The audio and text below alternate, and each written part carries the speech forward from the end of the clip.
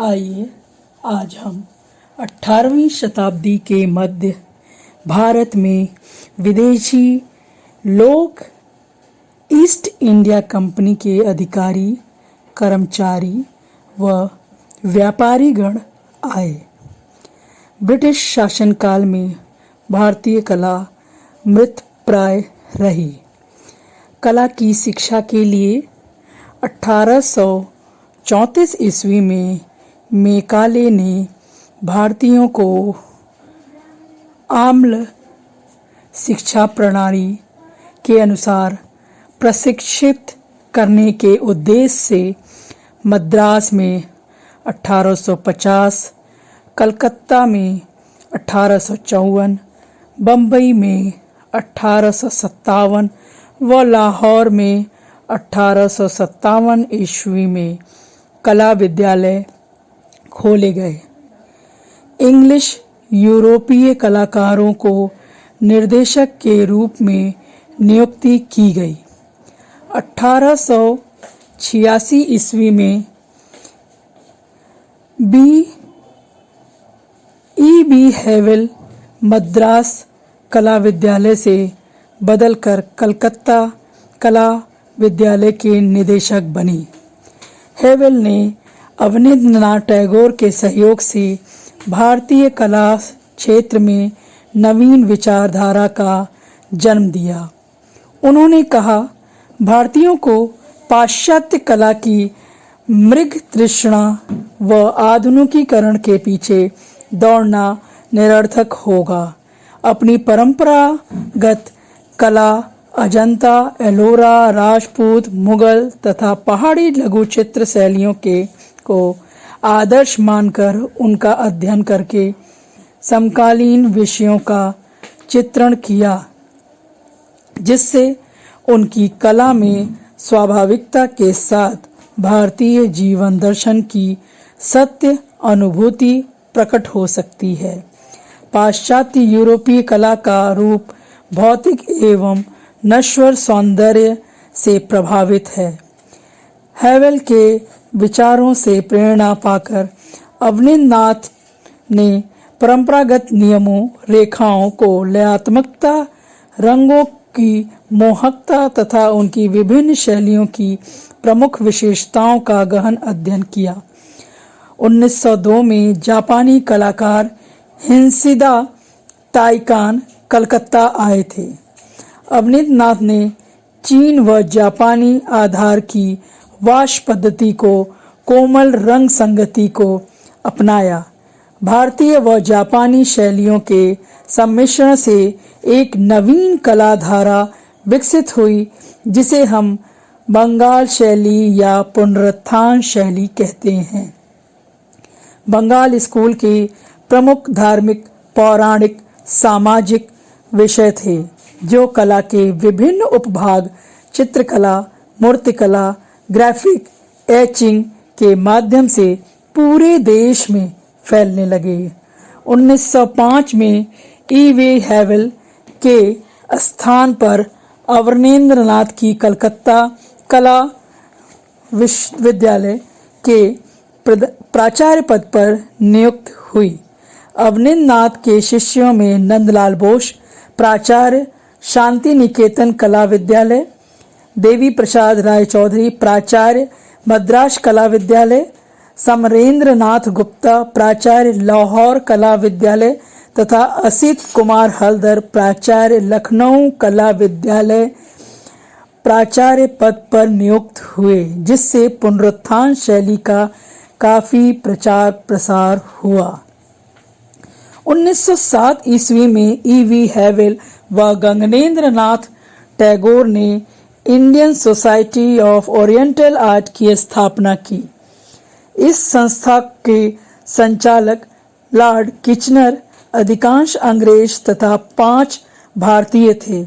1908 ईस्वी में अवनींद्रनाथ टैगोर, नंदलाल बोस, वेंकटप्पा, गगनेंद्रनाथ टैगोर, शैलेंद्रनाथ डे के चित्रों की प्रदर्शनी को Percy Brown, sir John Woodroffe, NC Mehta, C. Ganguly इत्यादि विद्वानों ने प्रोत्साहित किया। नंदलाल बोस, असित कुमार हल्दर, के वेंकटप्पा आदि चित्रकारों द्वारा अजंता की अनुकृतियों की प्रदर्शनी इंडियन सोसाइटी लंदन में हुई। बंगाल में इस नए आंदोलन से विशिष्ट शैली के जन्मदाता अवनींद्र नाथ थे। भारतीय परंपरागत कला अजंता, राजपूत, मुगल तथा पहाड़ी लघु चित्रों, बारीकी तथा लहरदार रेखा, पेस्टल कला से छाया प्रकाश तथा टेम्परा से हाईलाइट्स, चीन जापान के वाश तकनीक से कोमल रंगों के मधुर प्रवाह का प्रतिपादन इस शैली की प्रमुख विशेषता है। चित्रों के सामान मूर्तिकला, ग्राफिक तथा एचिंग के मोनोक्रोम, हल्के या गहरे एक ही तल रंग में छपा चित्र रंगों की प्रमुखता अन्य तत्वों से प्राप्त की जाती है। अतः शैली की मुख्य विशेषता यह रही कि कला के क्षेत्र में यह संयुक्त रूप से स्वीकार किया गया। देश के आज़ाद होने के बाद चित्रकला के क्षेत्र में स्वतंत्र चिंतन और राष्ट्रीय चेतना का उदय हुआ। नंदलाल महात्मा गांधी के आदर्शों के साथ हुए। विशुद्ध भारतीय जीवन को साकार करने का सर्वप्रथम भारतीय आधुनिक चित्रकार का श्रेय रविन्द्रनाथ टैगोर को है। 1928 से 1940 ईस्वी के समय रविन्द्रनाथ ने यथार्थ वस्तु को अति यथार्थ का रूप प्रदान किया। अमृता शेरगिल ने यूरोपीय अंकन पद्धति पर प्रभुत्व प्राप्त कर अंत में अपनी कला को भारतीय रूप प्रदान किया। यामिनी राय ने ग्रामीण पटचित्रों के सरलीकरण की एक नवीन कला यामिनी राय कला शैली बनाई।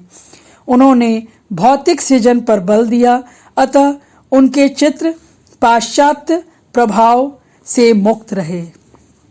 द्वितीय विश्व के बाद बंबई में रजा, आरा, सैजा, हुसैन आदि कलाकारों की मंडली स्थापित हुई। कलकत्ता में टैगोर, गोपाल घोष, परिशोध सेन, सुमो आदि कलाकारों ने पुनरुत्थान शैली के विरोध में आधुनिक कला पद्धतियों को अपनाया, जिसमें बाद में राम किंकर, अवनी सेन, सुनील माधव सेन शामिल हुए। दिल्ली में शिल्प चक्र, मद्रास में मद्रास प्रगतिशील कलाकार मंडल, कश्मीर में प्रगतिशील कलाकार मंडल प्रस्थापित हुए। इन मंडलों ने कलाकारों, कला प्रेमियों तथा कला के विद्यार्थियों का ध्यान कला की ओर आकृष्ट कर महत्वपूर्ण कार्य किया। ललित कला अकादमी स्वतंत्र भारत में गठित एक स्वायत्त संस्था है जो 5 अगस्त 1954 को भारत सरकार द्वारा स्थापित की गई। यह केंद्रीय संगठन ललित कलाओं के क्षेत्र में कार्य करने के लिए स्थापित किया गया है। मूर्तिकला, चित्रकला, ग्राफिक कला तथा गृह निर्माण कला आदि राष्ट्रीय स्तर की प्रदर्शनियों का प्रतिवर्ष आयोजन आरंभ हुआ। 1968 से ललित कला अकादमी ने अंतर्राष्ट्रीय त्रैवार्षिकी प्रदर्शनियों का भी आयोजन किया है। तंत्र कला के प्रणेता के.सी. पनिक्कर के चित्रों में अद्भुत प्रभाव का तांत्रिक रचना देखते हैं। तंत्र योग व विशेष साधन के लिए कुछ आकारों, रंगों के प्रयोग हुए हैं, उन्हीं को वे तंत्र कला की संज्ञा देते हैं। जबकि तंत्र कोई कला न होकर सिद्ध आत्म साक्षात्कार की विद्या है। पनिक्कर के साथ इस कला के विकास में जी.आर. संतोष विशेष प्रयत्नशील रहे हैं। 20वीं सदी के छठे दशक के बाद भारतीय नई युवा पीढ़ी के अनेक कलाकार पाश्चात्य आधुनिक शैलियों के अनुसरण के पीछे भाग दौड़ कर रहे हैं। पिकासो, मातिस, शागल से लेकर नई पीढ़ी के समसामयिक पाश्चात्य आधुनिक कलाकारों ने कला का नया रूप देने का प्रयत्न किया है और हम भारतीय कलाकार अपने भारतीय जीवन दर्शन, कला, साहित्य, दर्शन, संस्कृति, जिसके मूल में आध्यात्म की अलौकिक परंपरा है, के अनमोल अनुकरण के पीछे है। भारत समस्त संसार का धर्म गुरु है। उसकी कला विधाएं आज संसार के हर कोने में महत्वपूर्ण है। यहाँ के आध्यात्म की गहराई में डूबे कलाकार ने अपने प्रचार प्रसार जनसंपर्क को गौड़ रखा है। विश्वविद्यालय भारतीय कलाकृतियों में उन महान कलाकार का नाम तक नहीं है।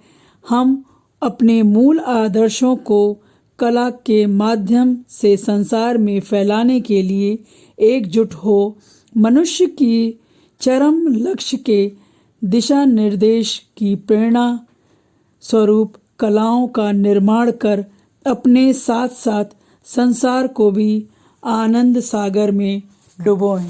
धन्यवाद।